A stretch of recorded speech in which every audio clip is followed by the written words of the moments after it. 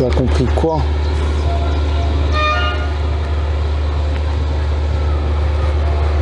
Oui, il tourne un clin d'œil, tu vois.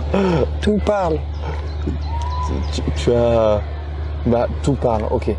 Tu as entendu quoi de toi le jour où tu as eu le sentiment d'être approché par la mort?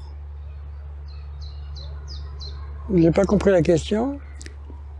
Tu as entendu quoi de toi? Est-ce qu'il faut entendre quelque chose? Qu'est-ce que tu veux?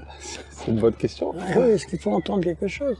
Est-ce que entendre... j'ai entendu quelque chose de moi au moment, en approchant l'idée de la mort? Enfin, Question technique. Qu'est-ce que tu as entendu de toi le jour où tu as eu le sentiment d'approcher ou d'être approché par la mort?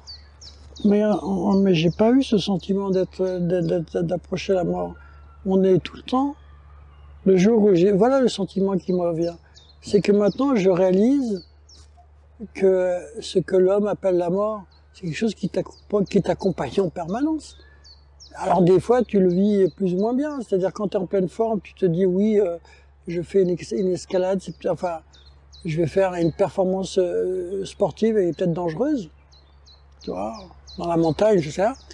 Et puis tu peux être malade, et puis là tu te dis, oulala, je sais pas, ça va empirer. Hein, est-ce qu'on voit la mort? On sait, on se dit, est-ce que ça va s'arrêter? Est-ce que ça va empirer? En fait, une fois que tu as frôlé quelque chose, tu sais que c'est vrai que les hommes ont dit que non, c'est plus possible, quoi. Que tous les moyens externes, voilà, c'est ça, tous les moyens extérieurs ne peuvent plus agir. Ni la médecine, ni les proches, ni tes biens, ni ton intelligence, ni tout ça. Qu'est-ce qu'il reste? Il reste que la réalité. Donc, qu'est-ce que j'ai entendu? J'aurais préféré que tu dises qu'est-ce que tu as vu. Tu vois? On voit ce qui perdure. Ce qui est la fin. Tu vois? Ce qui ne disparaîtra jamais. Et on se sent en paix.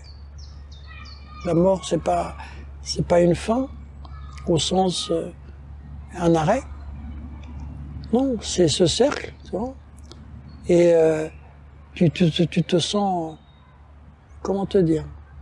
Bah oui, quand tu vois, tu te sens en paix. Et parce que la mort nous accompagne en permanence. J'aimais bien moi qui fais pas mal d'arts martiaux, j'aimais bien ce grand samouraï qui avait fait, ils étaient tous calligraphes en général.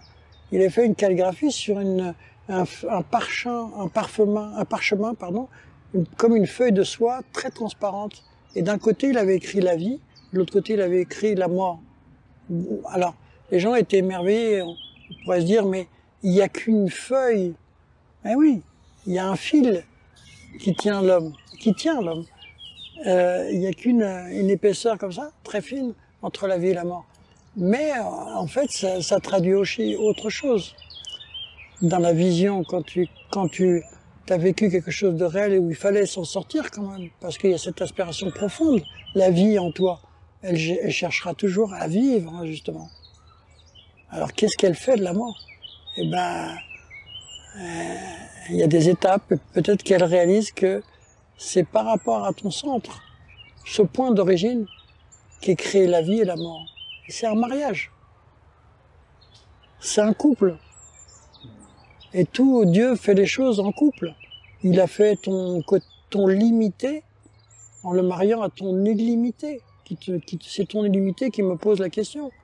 Il a fait ton imparfait il a mis la perfection.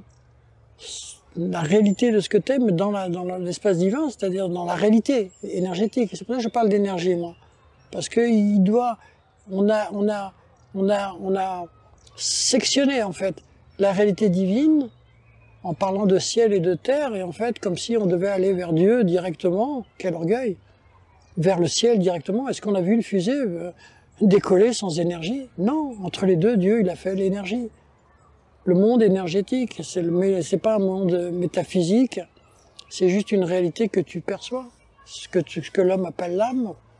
mais elle doit être comprise dans cette notion énergétique. Voilà. Donc, c'est l'être qui crée la vie et la mort. Enfin, ils sont mariés dans lui, quoi. Après toutes ces années de recherche, qu'est-ce que tu ne perçois toujours pas? C'est marrant, une bonne question. Et toi, qu'est-ce que je ne perçois toujours pas? En vrai, c'est pas de la fausse modestie. On est aveugle. C'est comme quand on croit les mêmes. Tu vois, ces événements que j'ai vécus sont des états d'éveil. Mais quand les gens parlent d'éveil, ils te disent, mais moi, je suis un éveillé, c'est comme ça. Mais non, non, non. Je trouve qu'il y a beaucoup d'exaltation à ça. On dort. Ce qui est éveillé, qu'est-ce que ça veut dire, l'éveil? C'est qu'on perçoit la part en nous qui est éveillée, c'est-à-dire la seule chose qui ne dort pas, c'est le divin à l'intérieur de nous-mêmes, qui se manifeste sous une lumière, sous une énergie, sur quelque chose d'authentique, qui doit être vécu. Parce que il y a que quand la chose est vécue qu'on n'aura pas peur de traverser la mort. La mort, c'est quand tu te dis la mort, tu la vois pas comme étant la mort. La question était très bonne. Et si tu la vois pas comme ça, qu'est-ce que j'ai vu? D'abord, tu vois un tableau noir où il ne se pose qu'une seule question. La seule question qui devrait régenter notre vie, en fait. Il y en a trois. Dans un tableau noir, qu'est-ce que tu vois? Tu dis, où suis-je? Où suis-je? Et ta peur, c'est pas la mort. C'est de te perdre dans cette obscurité, dans cette immensité de la toile de fond que Dieu met, l'ombre. Et qu'est-ce que tu vas chercher? Tu vas chercher une part de lumière, une étincelle. L'homme est une étincelle de lumière. Et quand tu la vois, c'est pour ça que on parle de l'étoile polaire qui guide, même dans le Coran, il est dit, il se guide d'après les étoiles. Et même les compagnons étaient appelés des étoiles. Ce sont des êtres qui voyaient l'étoile et qui nous ont invités à les découvrir. C'est bon? Voilà. Et donc, voilà, les trois questions qui peuvent se poser donc dans notre vie, c'est simplement qui suis-je et d'où je viens et où je vais. Qui régente le cercle. Qui suis-je, c'est le centre du cercle. Où je vais, c'est la direction du point sur la périphérie du cercle, où tu vas. Et d'où je viens, c'est toute la force qui t'a amené là. Ton origine. Et tu réaliseras, enfin, c'est sûr, que quand de l'autre côté, tu réaliseras d'où tu viens. Ton point d'origine, la source. Inch'Allah.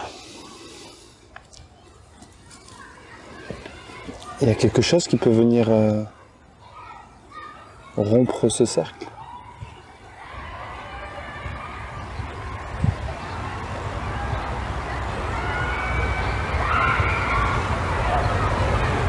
Pour toi, oui, mais pas pour la source. Ton incertitude, je dirais pas ton doute, parce que le doute, c'est pas inquiétant, c'est ton désir de dire, c'est ça le mal en fait. Le diable, c'est pas un démon avec des cornes qui fait des tours de magie dans les bois et qui fait des sacrifices. Crois pas du tout ça. Le mal, c'est cette petite idée qui te dit reste dans le confort, attends. Jusque-là, tout va bien. Jusque-là, tout va bien. À l'image de cet homme qui tombe du 32e étage d'un immeuble, et à chaque étage, il dit « jusque-là, tout va bien. Jusque-là, tout va bien. Jusque-là, tout va bien. » Eh oui. Donc, ce désir de dire « je suis dans le confort, je ne vais pas chercher, je ne vais pas essayer de connaître, je ne vais pas essayer de me transformer, ça sera plus tard. » Ou quand on serait plus âgé. C'est ça le mal. C'est ça le mal. Il te vole ta vie. Il te vole ta vie. Et même les fausses croyances, tes croyances religieuses qui te disent, voilà, soit uniquement dans le bien, bien sûr il y a ce mérite de faire du bien et tout, mais si tu restes dans la non-connaissance de toi, qu'est-ce que l'on devient dans ce tableau noir s'il n'y a pas cette recherche de soi? Et donc, même les croyances, elles vont tomber. Et même, elles vont devenir peut-être même probablement comme des statues, en fait, des images auxquelles on s'est accroché. Voilà. Et donc voilà, le mal c'est ça. Donc il faut et le mal il te dit aie peur parce que demain tu iras l'enfer. Donc attends ta punition en fait, c'est un peu ce qu'il te dit. Ou bien il va te dire bah non, tout ce que tu fais est bien aujourd'hui, tout est bien tant que tu as. Jésus a dit cette parole extraordinaire. Tu vois, il a dit je ne suis pas venu pour les justes, je suis venu pour les pécheurs. Qu'est-ce qu'il a voulu dire? Ça paraît étonnant qu'ils viennent pas pour des justes. Non, ce qu'il a voulu dire, celui qui se considère juste, celui qui considère que sa vie, faire des enfants simplement, et puis et même peut-être des fois faire uniquement de la prière extérieurement sans connaître la divinité en lui, et surtout l'enjeu que Dieu veut se dévoiler à lui pour se manifester à travers lui, pour réaliser pour que l'homme se réalise. En fait, en vrai, c'est Dieu qui se réalise à la capacité de ce qu'il souhaite par rapport à l'homme.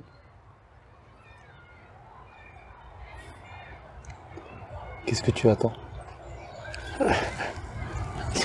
Rencontrer mon Seigneur. Il n'y a rien de plus beau.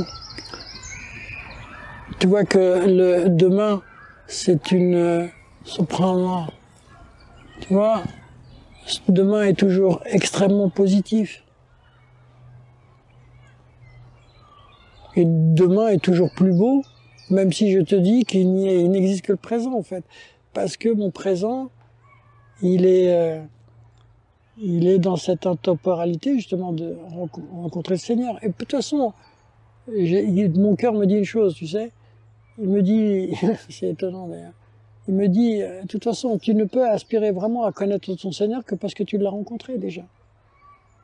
Tu le connais en toi, dans le moment présent. Donc après, tu n'attends que ça. Quand tu connais ton ami, même s'il est présent, et je suis honoré que tu m'interroges là, parce que je vois en toi un ami, ben, tu es avec moi, mais j'attends que le moment où je te rencontrerai. C'est pas... Et d'ailleurs, on dit que la vraie amitié, c'est celle-là. Parce qu'à un moment, on va se quitter quelques instants, il dit c'est celui qui, quand son ami s'en va, il n'a pas de tristesse. Parce qu'il est toujours avec lui.